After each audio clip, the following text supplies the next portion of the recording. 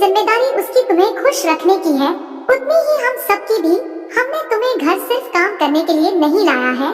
तुम्हें क्या क्या आता है या तुम हमारे लिए क्या कर सकती हो, यह सब देखने के लिए तो बिल्कुल नहीं। और हम तुम्हारी आजादी भी तुमसे नहीं छीनेंगे। अगर अपनी बात करूं तो मुझे सिर्फ एक अच्छी फ्रेंड चाहिए थी। मैं बिल्कुल नहीं मानती कि बहू ने सुबह सुबह जल्दी उठकर पूजा पाठ करना चाहिए।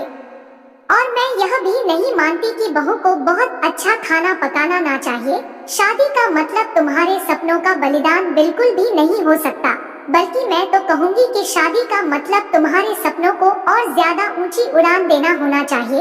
हम सब हमेशा तुम्हारे साथ हैं, हर दिन हर पल। शालिनी की शादी को अब 10 साल बीत चुके थे। इन 10 सालों के सफर में उसने जो अनमोल रिश्ते कमाए थे उनमें से एक थी माँ। जी हाँ, वही सासू माँ जो अब उसकी माँ बन चुकी थी।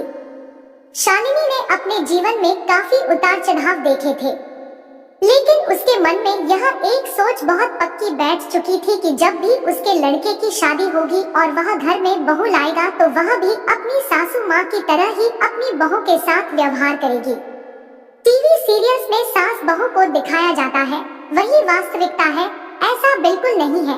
समय के साथ लोग बदलते हैं, लोगों के विचार बदलते हैं। कुछ गलत लोग जरूर जीवन में आते हैं, लेकिन सभी गलत हो ऐसा जरूरी नहीं। आखिर में यही कहूँगा कि बहू मतलब बेटी ही होती है। गलतियाँ तो हर किसी से होती है, इसलिए बहू के साथ भी वैसा ही व्यवहार करे जैसा खुद की बेटी के साथ करते हैं।